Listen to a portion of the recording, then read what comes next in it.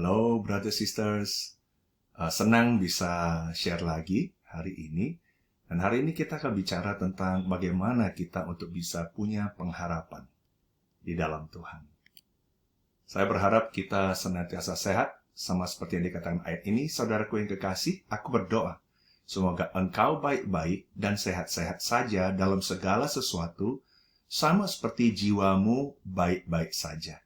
Jadi perlu untuk kita sehat secara fisik, tetapi juga kita perlu memastikan bahwa jiwa kita juga sehat.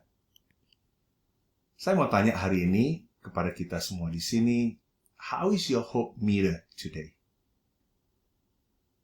Apakah kamu sedang rendah pengharapannya atau hari ini tinggi? Apa yang menjadi karakteristik dari kita? Apakah kita dikenal sebagai orang yang gampang putus asa, tidak berpengharapan, atau kita orang yang didominasi dengan pengharapan? Dan tentu saya nggak bicara tentang orang yang asal kayak beriman-iman saja, berpengharapan. Enggak. Tapi saya bicara karakteristik kita sendiri.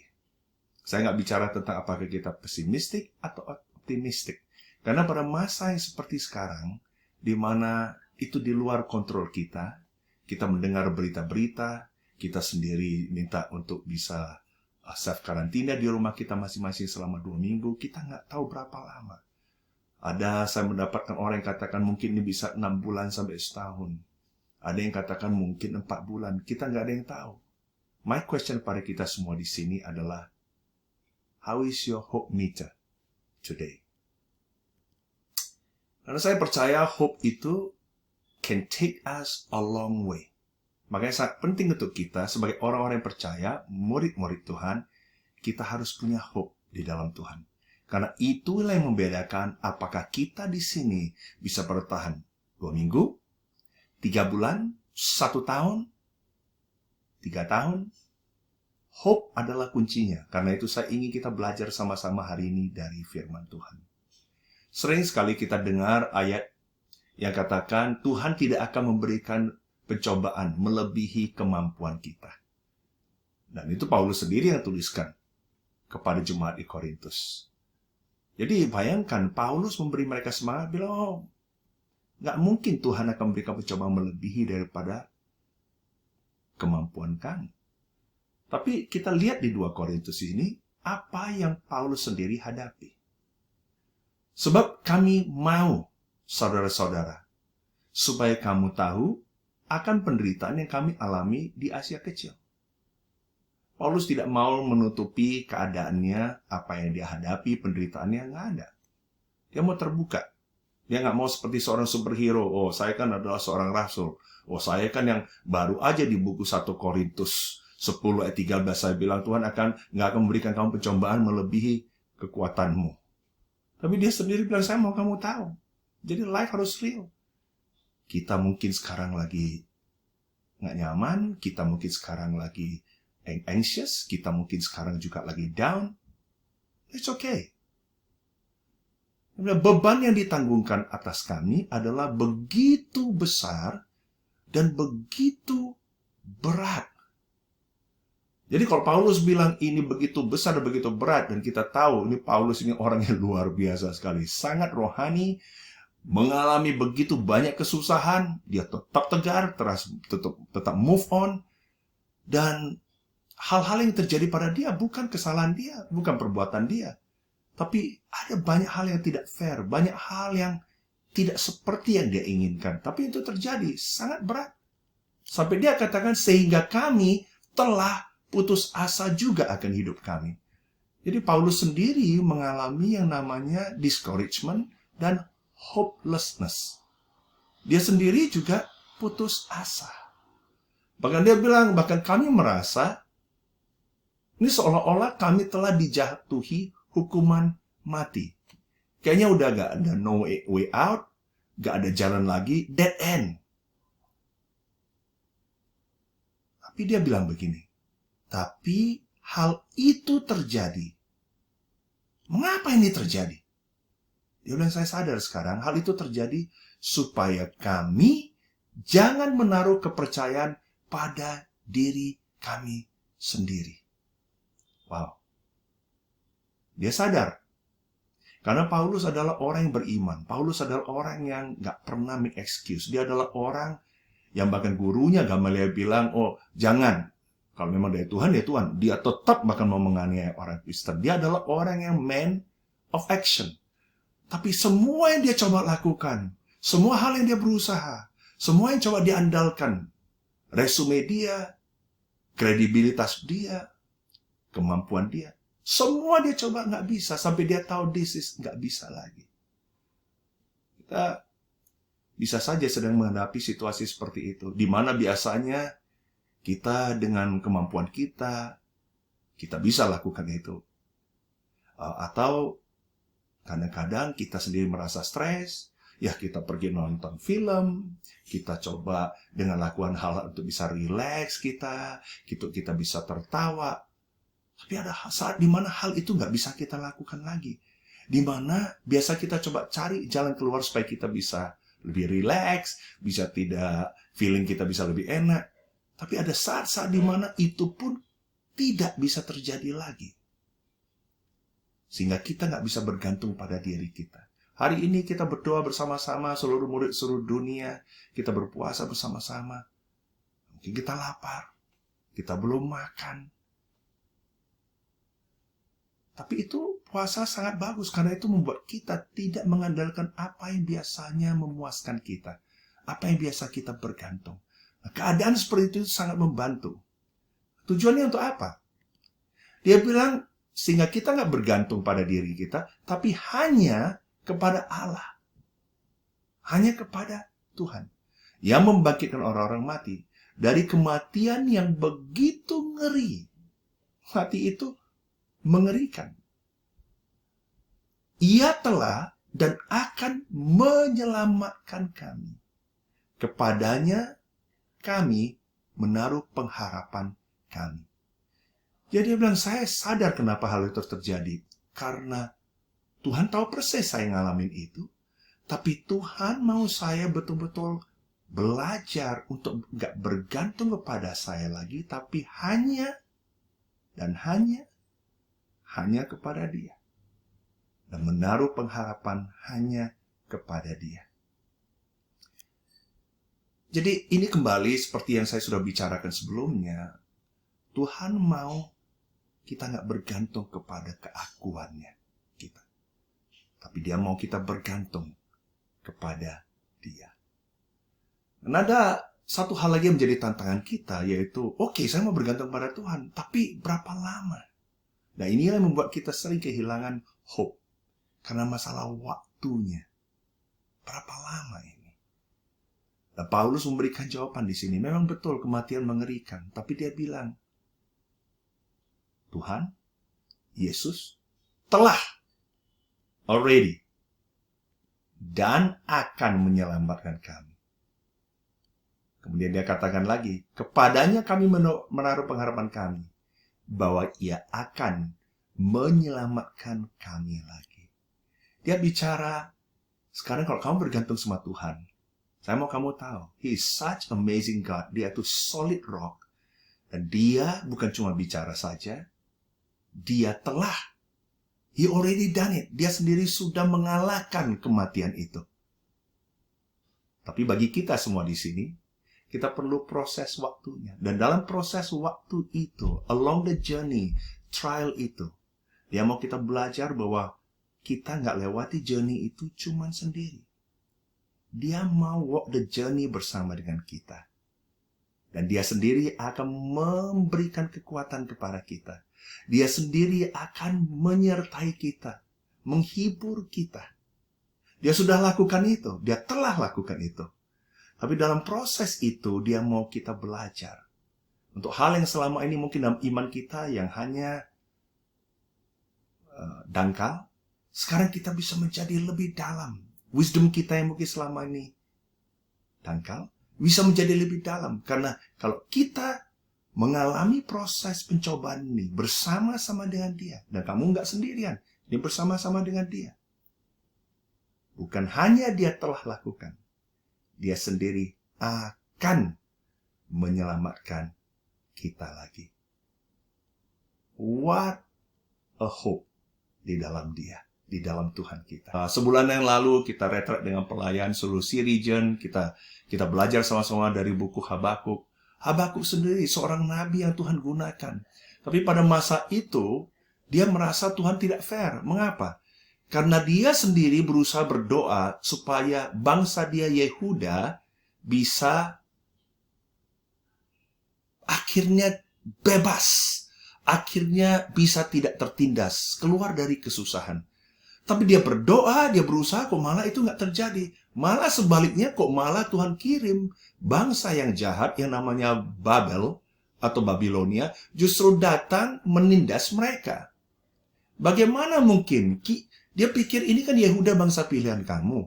Ini kita yang berdoa, kita yang pasti, walaupun kita berdosa, memang kita bebal terhadap Engkau Tuhan, kita menyakitkan Engkau, tapi kita masih lebih lumayan dibandingkan dengan orang Babel ini. Babel ini mah lebih jahat. Makanya di Habakuk 1 dia bergumul, ayat 2 dia bilang, jadi berapa lama lagi Tuhan aku berteriak? Tetapi tidak kau dengar, aku berseru kepadamu penindasan, tapi tidak kau tolong. Ini saya mau kita tahu bahwa kadang-kadang kita bisa berasa seperti itu. Berapa lama lagi Tuhan? Dan kita mulai tidak berdoa. Kita mulai nggak percaya, kita mulai nggak bergaul lagi dengan Tuhan. Karena kita kecewa. Saya mau kita tahu, God is in the business of answering prayer. Tuhan selalu keinginan dia adalah menjawab doa. Tetapi God will not give you or grant you what you wishes for. Jadi, tapi bukan berarti apa yang kamu wish, apa yang kamu inginkan, Tuhan akan kasih. Dan sering sekali saya ketemu dengan orang yang katakan, kok Tuhan nggak jawab doa saya? Saya bilang, nggak mungkin. Tuhan selalu jawab doa. Because He's in the business of answering prayer.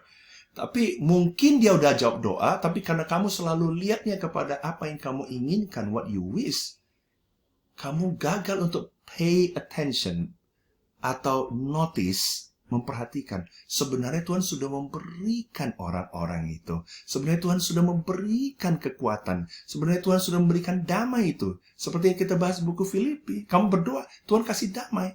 Tapi mungkin bukan damai yang kamu mau. Kamu mau mungkin keuntungan lebih besar. Kamu mungkin maunya kamunya lebih nyaman. Tapi God will answer differently. Dan Dia bukan hanya kasih apa yang kamu wish. Nah, saya bersyukur Tuhan kita adalah Tuhan seperti itu. Kemudian Habakuk 1 ayat 12 katakan, bukankah Engkau ya Tuhan, dari dahulu Allahku yang Maha Kudus, tidak akan mati kami. Dia punya satu kepercayaan yang salah. Nah, yang benar adalah Tuhan Maha Kudus. Tapi dia pikir kalau Tuhan Maha Kudus, berarti Tuhan itu fair. Ya, harusnya. Berarti yang harusnya mati Babel, bukan Yehuda. Yang harusnya kemudian menindas itu bukan Babel menindas kita, kita yang menindas Babel. Ada kadang-kadang teologi kita yang salah tentang itu. Kalau Tuhan baik, Tuhan Maha Kudus, berarti nggak boleh dong hal ini terjadi pada kita. Kita nggak boleh ngalami coronavirus dong.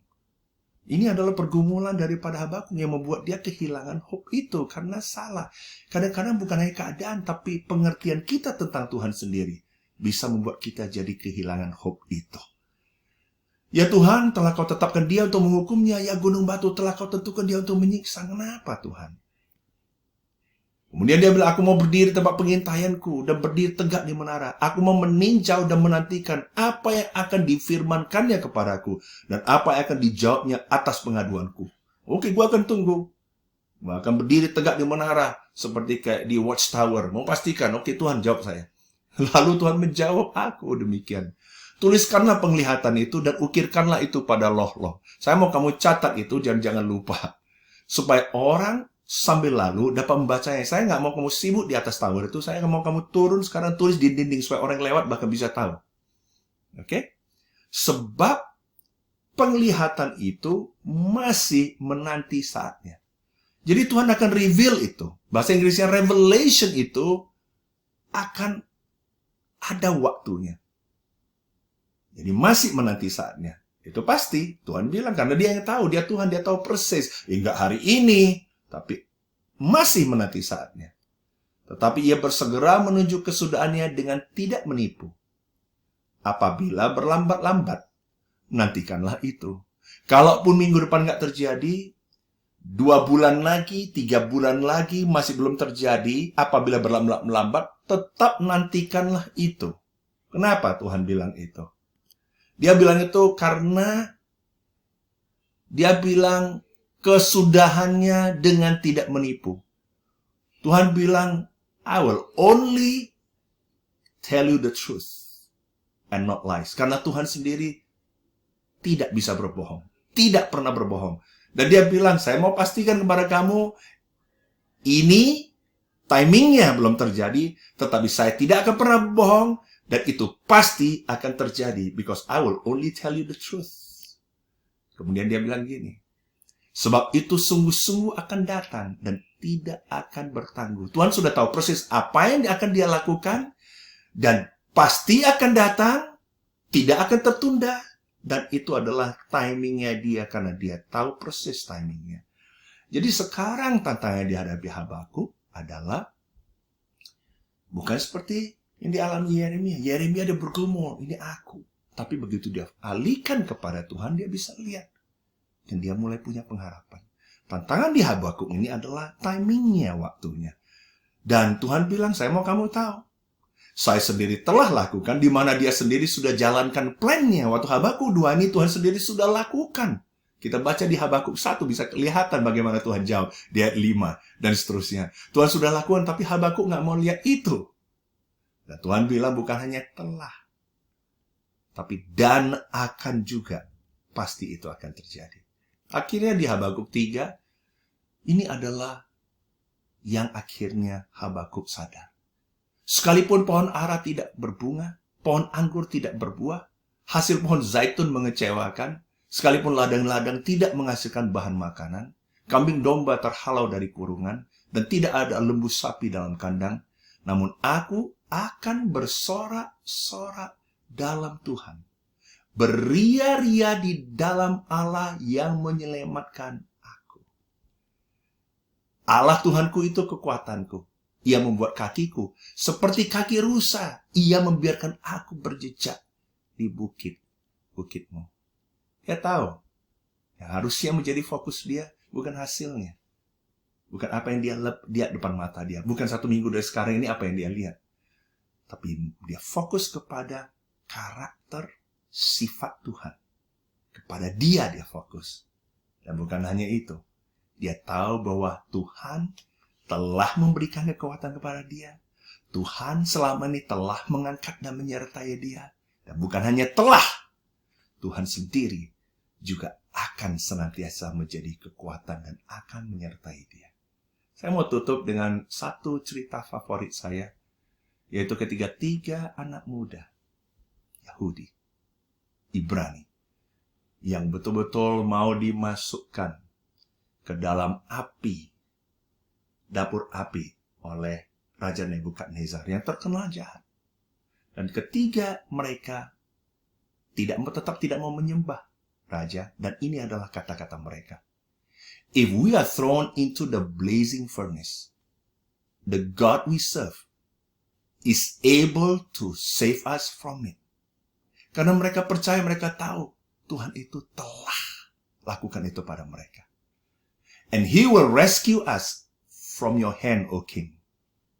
Dan dia akan membebaskan kita. But even if He does not, we want you to know, O King, that we will not serve your gods or worship the image of God you have set up. Tuhan telah mereka rasakan. Tuhan senantiasa adalah Tuhan mau menyelamatkan mereka. Mereka telah rasakan. Dan mereka bilang, dan dia akan selamatkan kita. Tapi kalaupun di dalam proses itu, kita ternyata tidak diselamatkan di dapur api ini, kita tetap tidak akan worship kamu, Raja, tapi kita akan worship Tuhan. Kenapa? Kenapa mereka berani katakan itu? Karena mereka tahu who God is. Siapa Tuhan itu? Dia nggak pernah berbohong. Dan hanya dialah kita bisa berharap. Dan bukan hanya dia telah, dia juga akan Dan timing Dia dan rancangannya adalah terbaik. Dan itulah yang kita harus berpengharapan pada itu. Semoga ini memberkati kita semua. God bless kita semua.